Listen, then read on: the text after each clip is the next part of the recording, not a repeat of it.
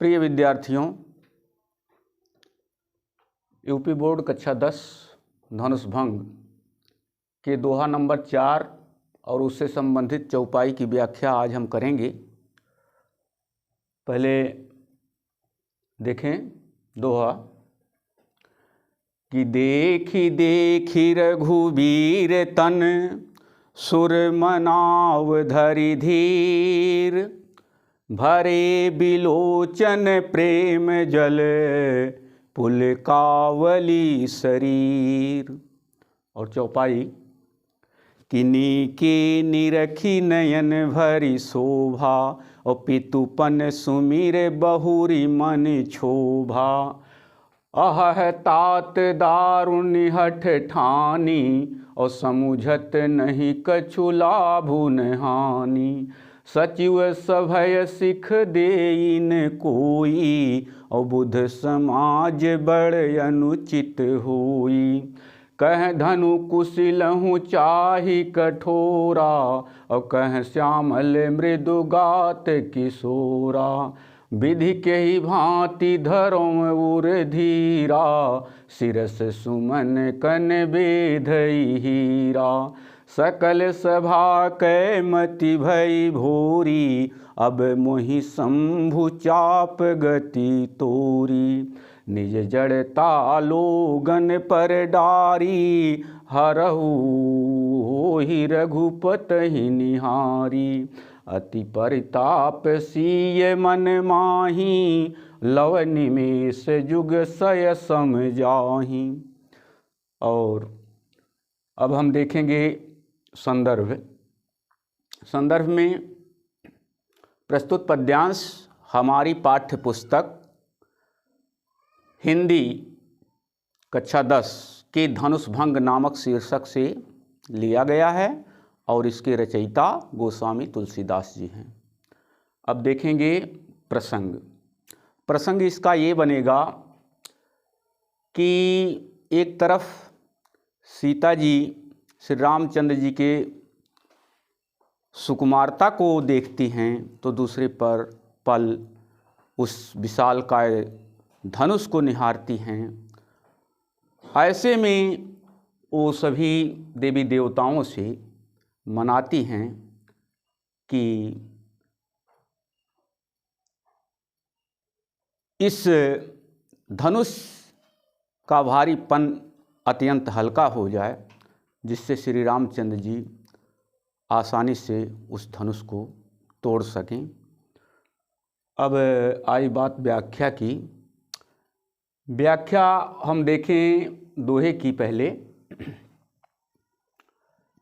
कि देखी रघुबीर तन सुर मनाव धरि धीर भरे बिलोचन प्रेम जल पुलकावली शरीर। सीता जी एक तरफ रघुवीर तन और दूसरी तरफ वो अपने मन में उस विशाल धनुष को सोचती हैं। कहती हैं कि देखी रघुवीर तन सुर मनाव धरि धीर। सीता जी रघुवीर अर्थात श्री रामचंद्र जी के शरीर को, उनकी कोमल शरीर को देख देख करके देवताओं को धीरज धारण करके मनाती हैं। और भरे बिलोचन प्रेम जल, उनके नेत्र, बिलोचन माने नेत्र, उनके नेत्र आंसुओं से, प्रेम रूपी जल से भरे हुए हैं। पुलकावली शरीर, और उनकी शरीर पुलकित हो रही है, उनकी शरीर पुलकित हो रही है या रोमांचित हो रही है। अब चौपाई की व्याख्या देखें। नीके निरख नयन भरि शोभा पितुपन सुमिर बहुरी मन क्षोभा। सीता जी अच्छी तरह से, नीके माने अच्छी तरह से, निरख माने देखकर, नयन भरी शोभा भरे नेत्रों से, अपने भरे नेत्रों से अच्छी तरह से सीता जी उस शोभा अर्थात श्री रामचंद्र जी के रूप को निहारती हैं। और वहीं दूसरी तरफ पितुपन सुमिर बहुरी मन क्षोभा, पिता के पन, पितु माने पिता और पन माने प्रण, पिता के प्रण को या हठ को सुमिर माने याद करके जैसे ही याद करती हैं, बहुरी मन क्षोभा, उनका मन क्षोभ से भर जाता है। अहह तात दारुण हठ ठानी, अरे तात माने पिताजी ने तो दारुण माने बहुत कठिन हठ ठाना है। समुझत नहीं कछु लाभ न हानि,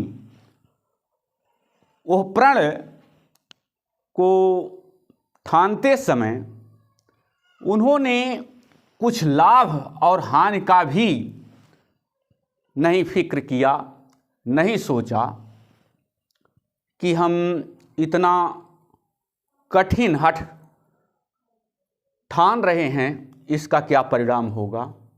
समुझत नहीं कछु लाभ न हानि, उन्होंने लाभ हानि का भी, लाभ और हानि को भी नहीं समझा।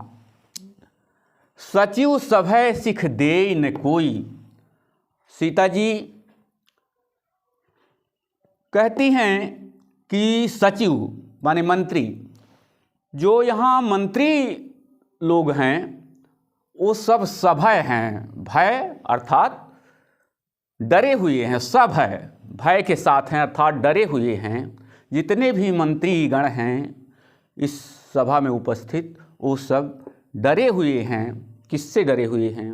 राजा से डरे हुए हैं, भयभीत हैं और उस डर के भय के वशीभूत होकर सिख देय न कोई, कोई भी मंत्री राजा को समझा नहीं पा रहा है, शिक्षा नहीं दे पा रहा है।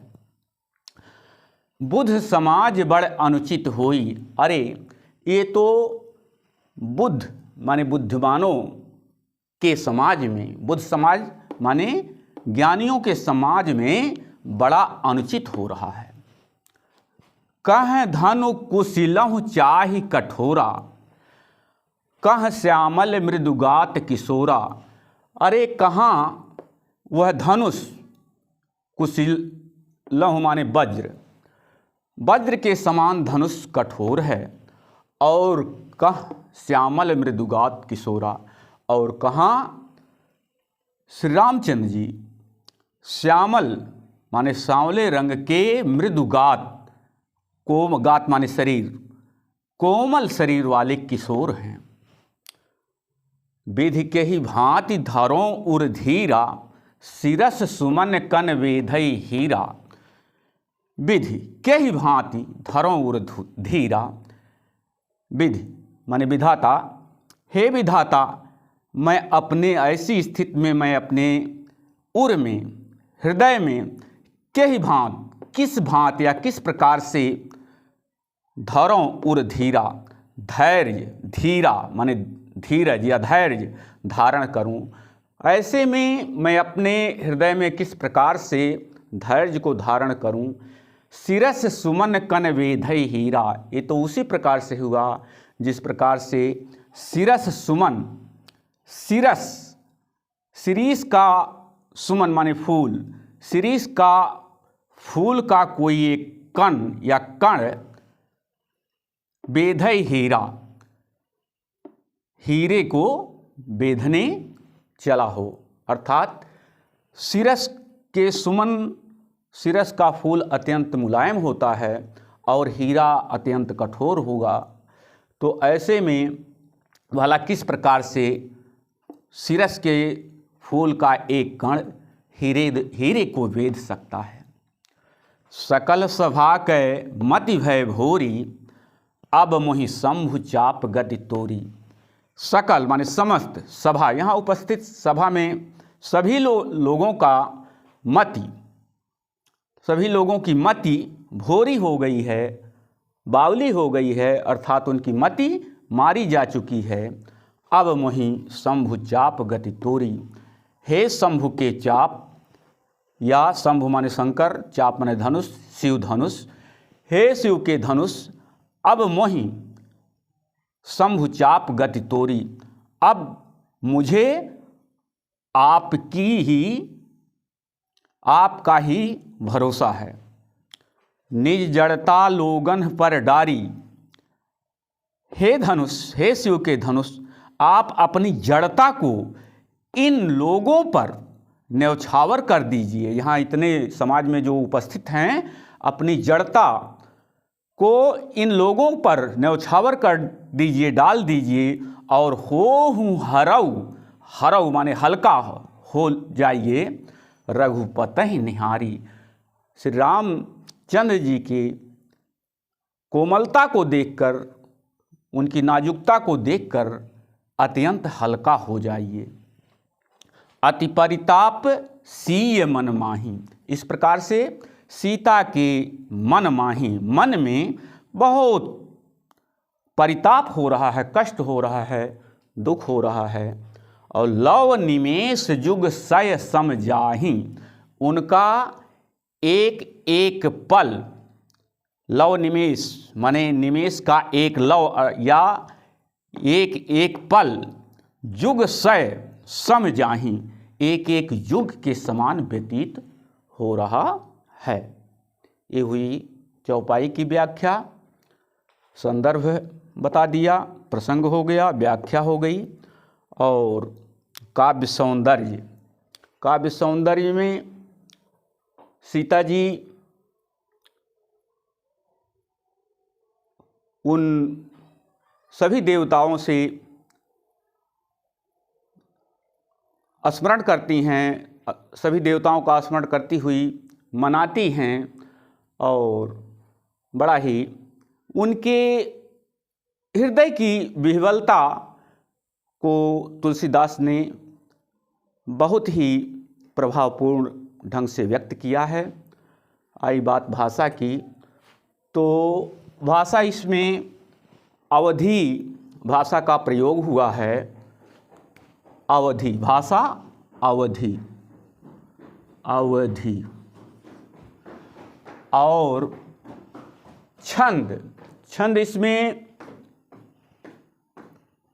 छंद दोहा और चौपाई, दोहा चौपाई, दोहा और चौपाई हुए। गुण, गुण प्रसाद गुण हुआ, प्रसाद गुण। और रस, शांत रस, शांत, शांत रस।